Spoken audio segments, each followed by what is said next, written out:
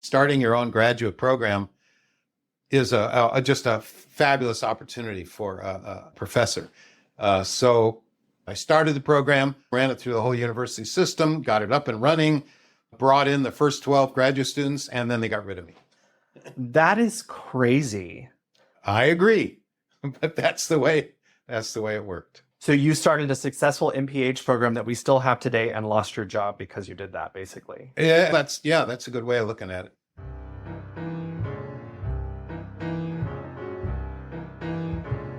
Welcome to the East Anchorage Book Club. I'm your host, Andrew Gray. The purpose of this podcast is to tell the stories of Alaskans of interest and importance.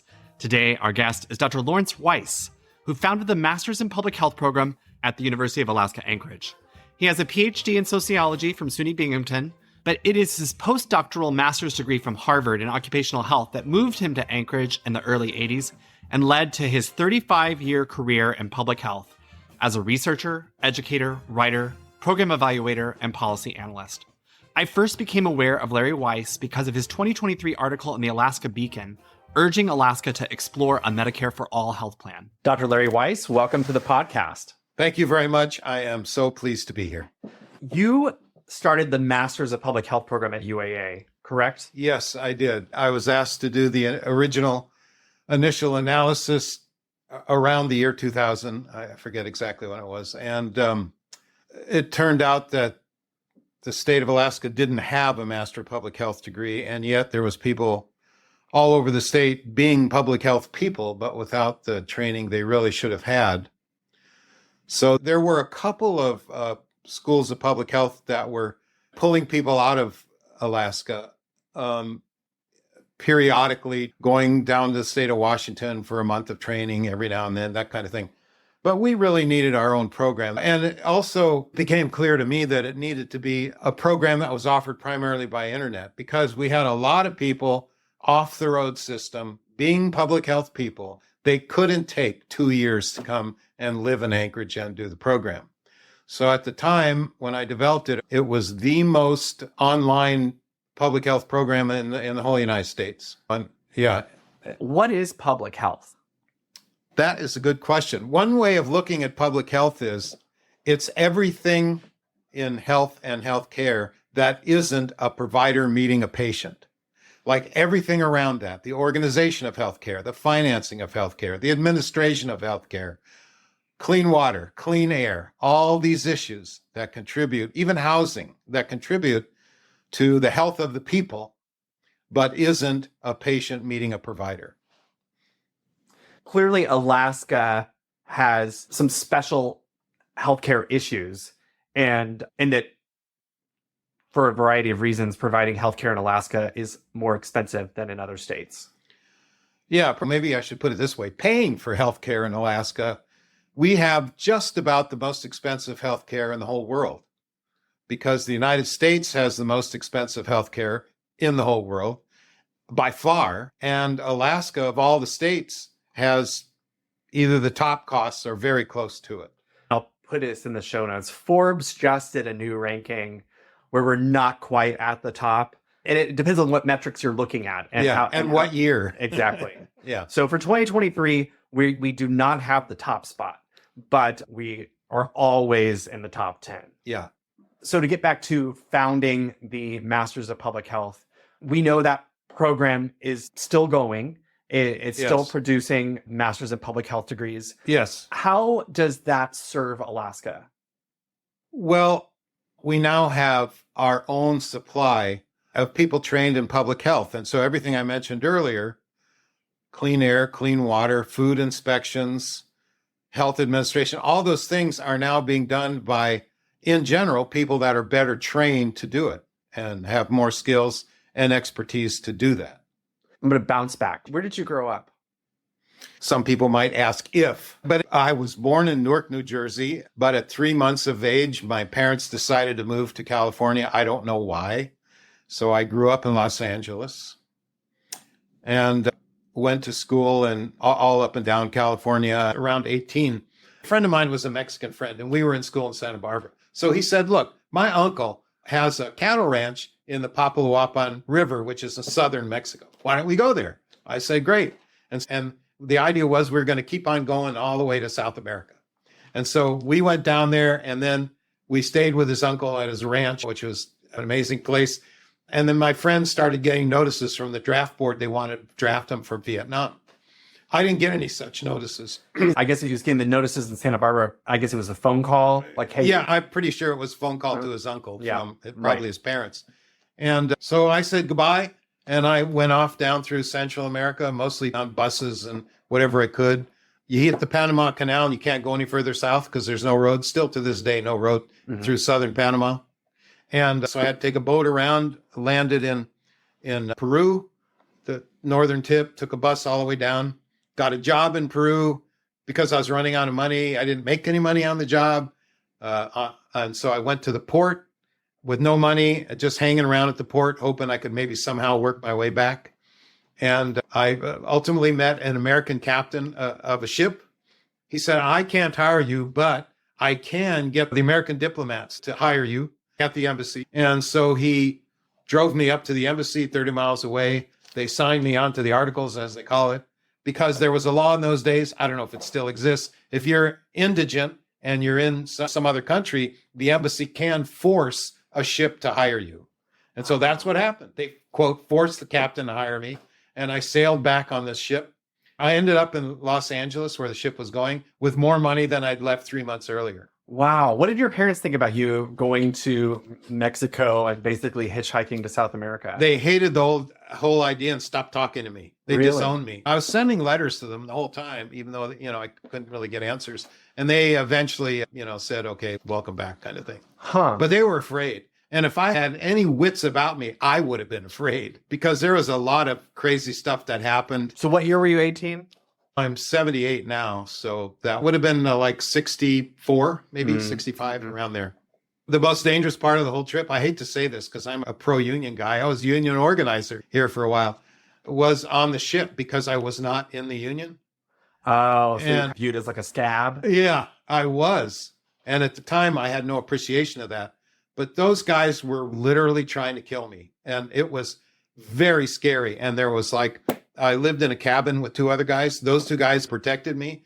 But everybody else on the ship, including the bosun, the supervisor, really hated me and really were giving me incredibly dangerous assignments that they knew were going to result in injury. And finally, I began to realize this pretty shortly after I got on the ship. And I began to say, no, I'm not going to do that. You can put me in the brig or whatever you do, but I'm not doing that. And then they would just all walk away. So how long was the trip from Peru to Los Angeles? 2 weeks. 2 weeks. Yeah. So you had 2 weeks of hell, basically. Yeah, it was really scary. And that was by far the worst part of the trip. That's really interesting. Do you feel like that your adventurous spirit when you were 18 and doing that whole trip informed the rest of your life? It helped give me perspective. I have friends. In fact, I have my 60th high school reunion coming up just in a week or two. And you graduated from high school in Santa Barbara? No, in Los Angeles. In Los Angeles. Yeah. And I'm going to go back and see those. Some of those guys never, ever left LA. What high school did you graduate from? John Marshall. Okay. Right near Hollywood. Yeah. Yeah.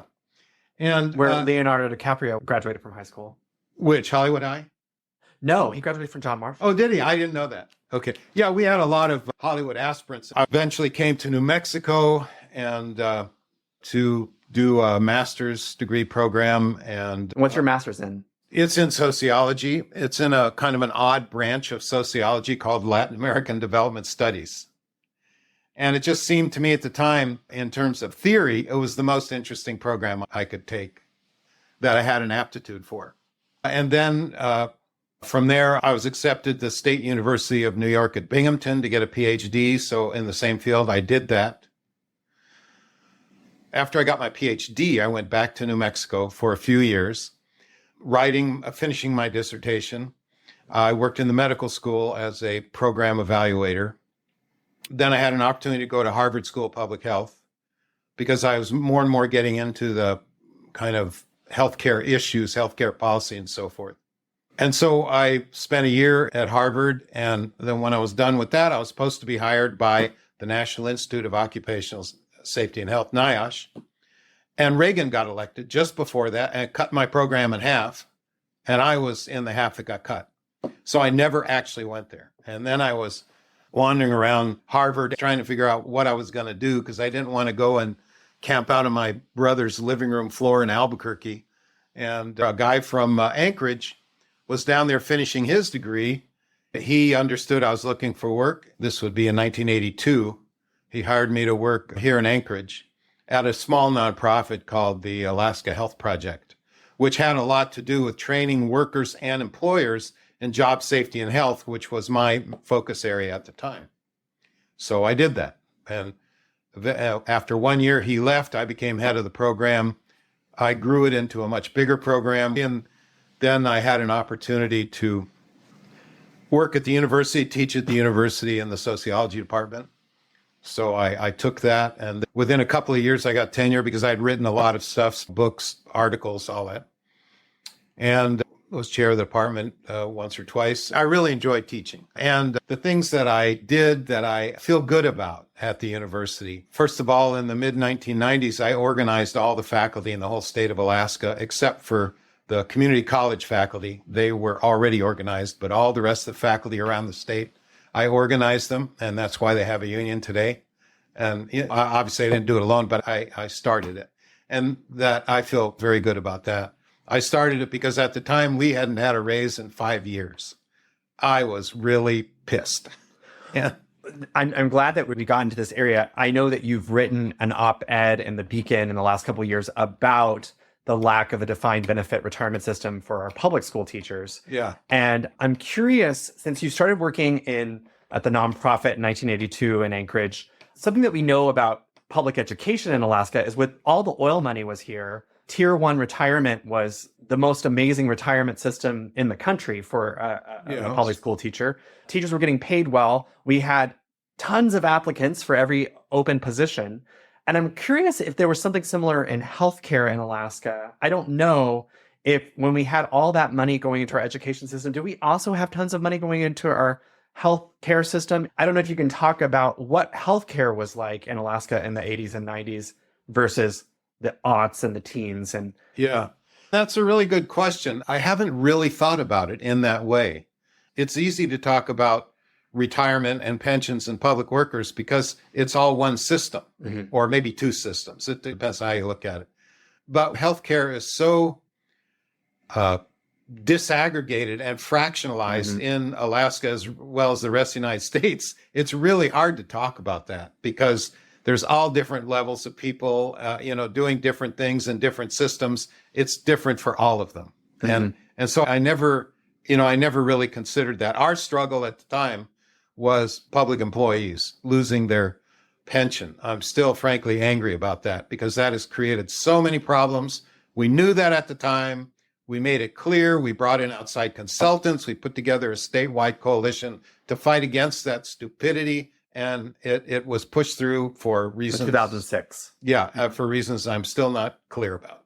I think it was in part because of the outside accountant system that had misrepresented the economics of our retirement system. I think that's part of it. I'm by no means an economist, especially the kind that looks at those kind of systems. But what I learned during those days of the struggle to keep it is that retirement systems basically earn their own money. Once the money's put in there, it earns its own money. So they're actually cheaper systems. And that's what was so stupid about getting rid of it at the time, not to mention the fact that people don't want to work here now. So back to the university, you were tenure track, you had unionized the faculty across the state. And then you saw the need for the public health program, or I wish I were that bright. So what happened was, just to backtrack a little bit, I got tenure very quickly because I'd already written books and lots of articles and so forth. And in those days, that's what tenure was mainly premised on. And were you writing books and articles in your field of sociology and Latin American studies, or? No, almost entirely health-related, public health type stuff. Yeah. What happened was I took a 2-year sabbatical in order to research and write a book that I had to go down to Alabama to research. But I got that book researched and written early. And what was that book about? That was called Collision on I-75. It was about a huge automobile collision just north of Alabama that was created by a paper mill that had a huge cooling pond that ran underneath the highway. And it's a fog-prone area anyway. So the cooling pond created this artificial fog that was incredibly dense. You could be 3 feet away from somebody, not see them. And it was a major highway. So there had been a number of collisions over a period of years there, but this was by far the biggest, and some people died and many people were injured and so forth. So to me, that was a public health issue. And when I heard about that and realized there was no book written about it, I called the main attorney involved and I said, can I come out there and write a book about it? He said, yeah. So he gave me all of his files and I was out there and researched and wrote that book. So when I came back to Alaska, I came back early, and because I'd written the book faster than I thought I would. And my boss at the time, I was working for the Institute for Circumpolar Health Studies. He said, we don't have an MPH program in the state. Would you like to do the needs assessment? I said, yeah, that sounds great. Even though I was supposed to be on sabbatical, I still wanted to do it. So I did. And that's how ultimately that program got established. And at one point we had 100 students in it, nearly 100. I hired the first 12 and was then let go by the university. And the reason I was let go, as near as I can tell, was because I had successfully organized the university. The administration was very annoyed about that, didn't like losing. And when they had a chance to get rid of me, they did. And the reason was I had tenure. They said, if you want to start this MPH program, they offered me the position of starting it. They said, that's going to be in another college and you have to give up your tenure to do it. So it was this kind of Faustian kind of dilemma. And I talked with my wife and I said, okay, I'm going to give up tenure.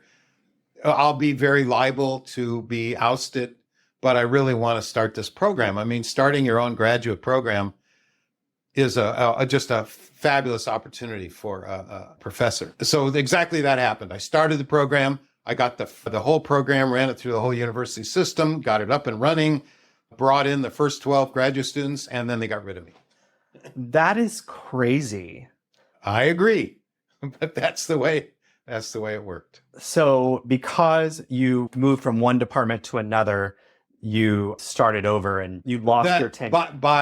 By what the university said. Now, if I had been me now then, I probably would have taken that to court. But at the time, I was dumb. I just had sparkly things in my eyes about starting an MPH program. And I just said, okay, it's a risk I'll take. So you started a successful MPH program that we still have today and lost your job because you did that, basically. Yeah, that's a good way of looking at it. Pretty much that's what happened. One other thing that hardly anyone knows or ever knew, and that is that I started the Alaska Native Studies program at the university. And it's a fun story. Again, it was circumstances. It wasn't my idea. There was this little Native secretary at the university. She was a very important elder in Southeast. Do you remember what her name was? No, I can't. I feel really bad about that. I only knew her as this nice, very quiet person.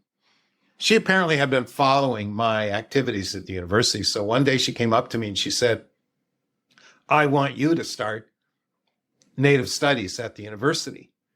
And I said, I don't know anything about that. I've never been involved, blah, blah, blah.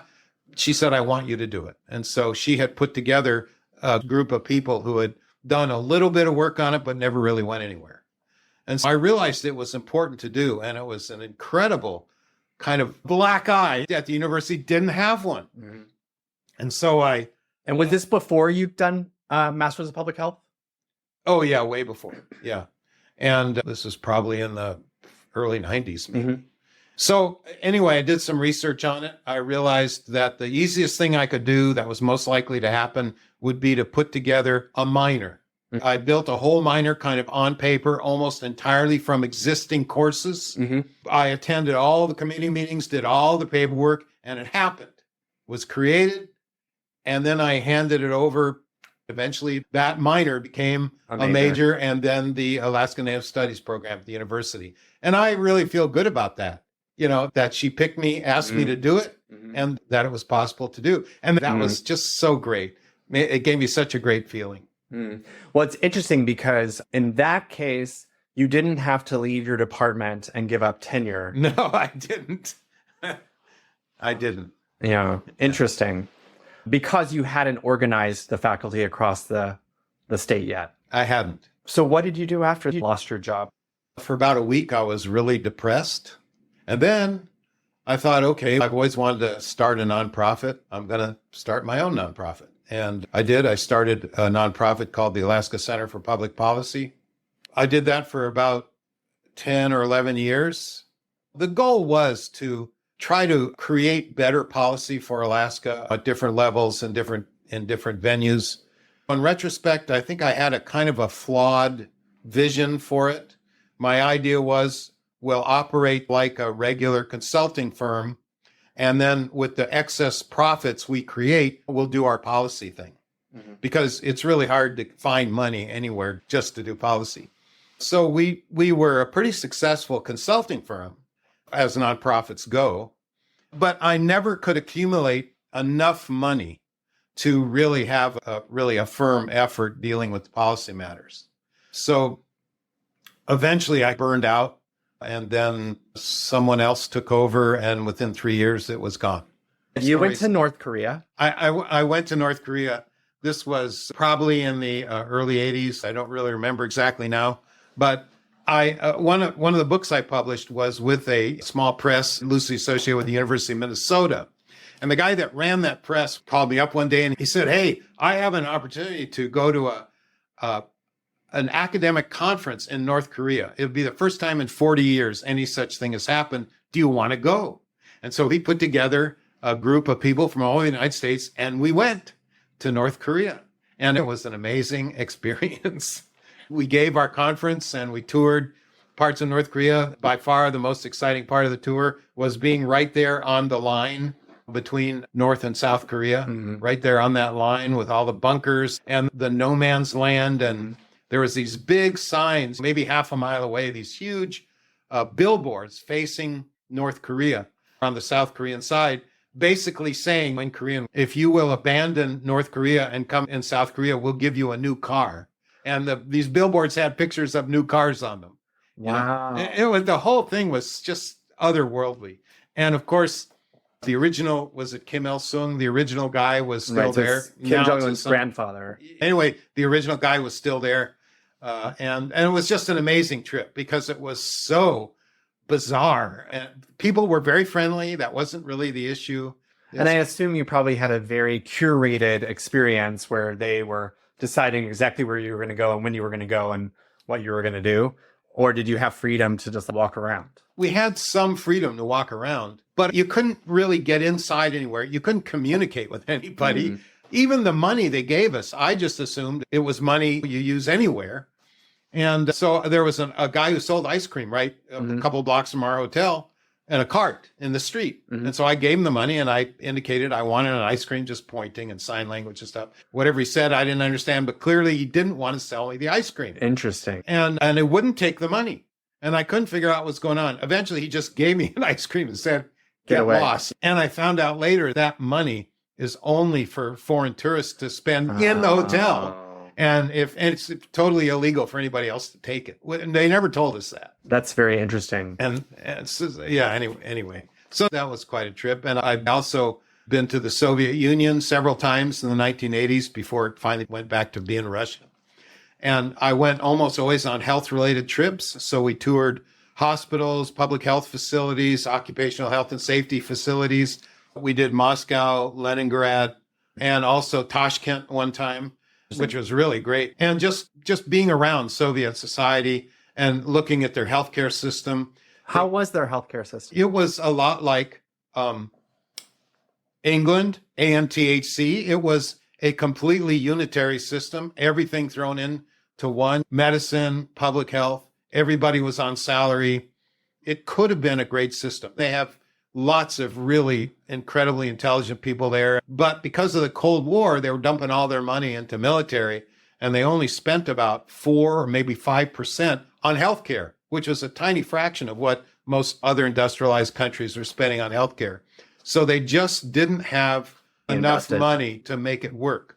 But it was very interesting going around and seeing what they could do with so little money. Right.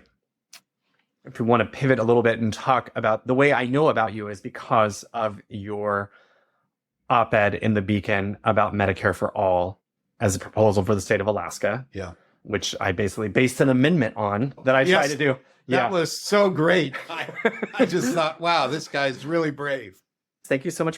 When I watch the debates of the Affordable Care Act, Obamacare, and all of that, there was initially this really good plan to negotiate drug prices. And those measures got pulled out. And I can't help but think it's because the pharmaceutical lobby has so much money and can basically buy their way toward not having any price controls on how we do drugs in America. That's right. And the thing is that those same drug companies have a lot less influence in other countries. And so the other countries negotiate for lower drugs, even our neighbor Canada.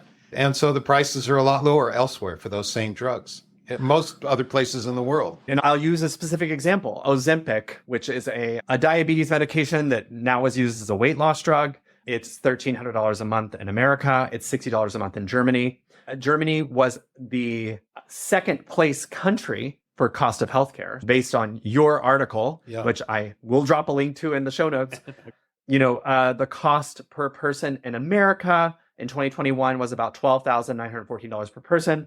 The cost per person in Germany was $7,383. At the time, Alaska's was $13,642. And the difference between $60 a month versus $1,300 a month is huge. What Novo Nordisk, the company that produces Ozempic, would tell you is that we have to charge that much in America to pay off the cost of research to develop that.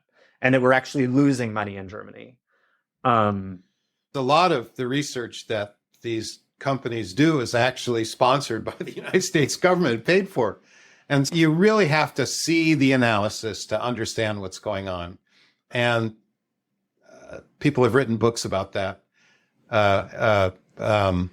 You really have to just understand the analysis and not take the company for what they say at face value.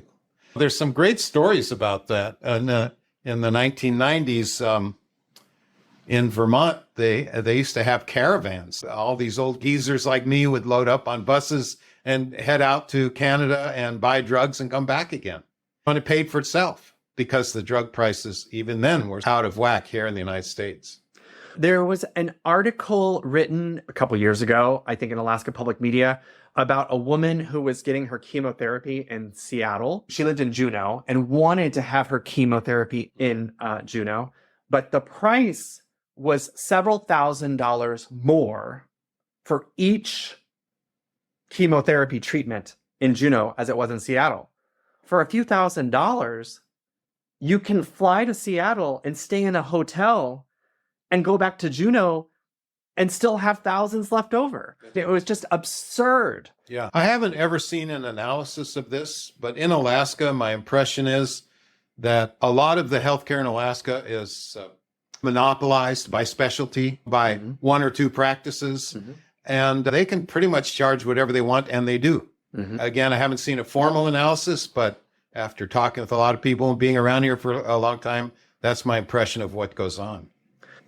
As a newer politician who has dipped my toe into this policy area, no one wants to make less money. What people come into our office and make their case about why the state needs to give them more money. And I don't want to call out any particular organization. Many of them seem to be very worthwhile organizations, but I bring up the fact that we already have one of the highest costs of healthcare in the world, and we're looking at ways of reducing those costs. If we need to double the amount of money that we're giving you, where are we going to cut? Where do we cut? And I don't know if you have any advice for how to navigate what needs to be a complete reimagining of our system. Yeah. When you say our system, you mean the state or nationally? So I think it's really hard to talk about them separately. I'm not sure how much we can do as a state. Do you know which state has the lowest cost healthcare? I would guess it's something like Louisiana or Alabama, but I don't know. It's Hawaii. Really? And Hawaii's had it for decades. And it's because of policies that they put in place in the 70s. They're a really good model to look at because, and there's so many arguments that I think folks would make about healthcare in Alaska being remote, flying things in, flying people out, getting people to come so far away, which you could say the exact same thing about Hawaii. Yeah, I agree. I hadn't heard that about Hawaii, but I agree. But I mean, I guess to answer your question, am I talking about Alaska or am I talking about America? I don't know that we can ever not talk about the two at the same time. Yeah. So the way I look at it, the answer, ultimately the answer for Alaska is going to be at the national level, like Medicare for All, for example, as one model. There are some other great models, by the way, like, for example, ANTHC. They have a fantastic model for healthcare. All their healthcare practitioners are on salary, so they don't make huge, gigantic bonuses for charging extra procedures. None of their healthcare employees own anything. So all that money that would go to overinflated salaries or capital gains or whatever goes to providing healthcare. And also they combine public health and medicine in the same organization. They go out and they build water systems to public health standard. They do whatever they can from a public health point of view, as well as a medical point of view, to improve the life of the people there that are their beneficiaries. And that is a phenomenal model because it is based on something like a National Health Service in England or Sweden. And it's right here in our backyard. I worked as a physician assistant at the Alaska VA for 5 years before I ran for office. I would say it's very similar. And there's some great practices at the VA, which is pharmaceutical representatives are absolutely banned from the building. Yeah. And as an employee of the VA, I could attend a pharmaceutical dinner, but I could not eat their meal. In other words, I could watch their lecture, but they couldn't pay for my food. Yeah. It's a good policy. And the VA is able, it's a big enough organization to negotiate its own drug prices. Yeah. And the VA has very good policies in terms of not turning away people that are their beneficiaries. I do like the idea of, like, talking about ANTHC or the VA, of using the terms VA for all or native healthcare for all, because Medicare has some bad connotations. I know that in Alaska, Medicare pays less than Medicaid, which is not true for every state. So I understand that term Medicare for all, but I almost wish we could rebrand it with a different name. We can pick your name. Yeah. When Canada, I think it was in the 1950s, that they started to turn to a single payer system themselves. I believe it was province by province at first. And one of the first provinces where they tried to do that, all the doctors went on strike. And so that province flew in physicians from England to pick up the slack. To break the doctor strike in order to go with a single payer system. Which makes sense in a way, because when you were talking about ANTHC having the doctors on salary, which disincentivizes unnecessary procedures, tests. Exactly. Unnecessary visits. Exactly. I worked my very first job was at a private clinic in Beverly Hills. And there was great incentive to have patients return for what I would view as frivolous reasons. If you wanted a refill on this prescription, you were having to come in for a visit every 3 months. The VA would certainly not do that. Sure. This ties into the whole self-referral situation where, for example, a physician might also be an owner or a part owner of an imaging facility or some other. And those doctors owned a lab. Guess what we did a lot of at that clinic? Right. Labs. Yes. We ordered labs on everybody all the time. Yeah. And so different states have different the feds, I think, have some umbrella regulations about self-referral, but they're pretty loose from what I gather. So here in Alaska, we have self-referral regulations which prevent that kind of overutilization of healthcare labs and all that. But I haven't really seen a study that says something like, okay, so compared to, say, California or other places, ours is lax and we could have stronger self-referral regulations. Now, that would be interesting. So we're not going to get single payer in the foreseeable future, but how can we chip away where it's practical to chip away? And it grieves me to say that, but I think that's what we're left with at this time. I noted in your article, you talked about dental being covered, and I may get myself in trouble for saying this, but I think that dental in general in Alaska is an area that has not had enough attention paid to it. I think that there's definitely some corrupt dentists working in this state who are performing unnecessary dental work. And it may not just be Alaska, it may be nationwide, that dentists make their money not on cleanings and routine checkups, but on doing crowns, doing major dental work. And how do you know as a patient if this crown is necessary or not? You don't. You trust the dentist. Again, if you have a nonprofit organization that hires dentists who have no financial gain for doing more stuff, then that's one way. Like much better. Like the dentists at ANTHC. They're not likely to say, oh, yeah, you need all these extra crowns. Because they're not going to do a 5-hour crown procedure if it's not necessary. I definitely think that there's work that needs to be done there. And there's good dentists who have a moral conscience. They aren't doing unnecessary procedures. I hate to paint with a wide brush. Sure. But I did want to say that there was a time when ANTHC was trying to find dentists to volunteer time, or I don't really remember all the details, but to go out to rural areas for a week or 2 weeks and help out with people in the villages that are off the road system.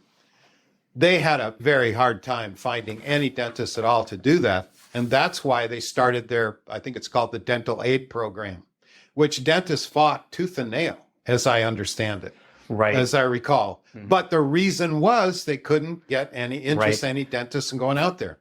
And having served in the Alaska National Guard, having prepared folks for deployment, you must pass dental to deploy. Folks who grew up in rural Alaska have not had good dental care, and getting their teeth ready to deploy was a very heavy lift. It's interesting. And sure that it's multifaceted. I'm not sure that their water had fluoride in it. There could be many different layers that may not even be related to not seeing the dentist. But I think the fact that they didn't have dentists definitely had an impact. What are you working on right now? Of course, I've been retired for a number of years, but I'm not a leisure-oriented guy. I like to write. I've been publishing for a number of newspapers primarily, or news services. I publish regularly for Senior Voice. Every now and then I publish with Alaska Beacon. I used to love writing articles for Anchorage Press because I met with that guy once a number of years ago. I met him at a restaurant. He walks in the restaurant and I jump up and say, hi, I'm Larry Weiss. He goes, I had no idea you were that old, which I thought was pretty funny. So we had lunch and I said, I can write about all kinds of things. I like to write about different stuff. What are you interested in? He said, look, honestly, I don't care as long as the advertisers don't complain. And so he let me write anything I wanted. And that was really fun. I was really sorry to see his paper collapse. I also write for a paper out in Wasilla called The People's Paper. It's an advertiser, but then it reaches a group of people I don't normally reach. So that's fun. Dr. Larry Weiss, thank you so much for being on the show today. Thanks very much. I have to say the time went by so quickly. Links to many of the sources mentioned in today's show are available in the show notes. Thank you, listeners. If you like what you heard, please subscribe, rate, and review us. To contact me, email rep.andrew.gray@akleg.gov or call my office at 907-269-0123.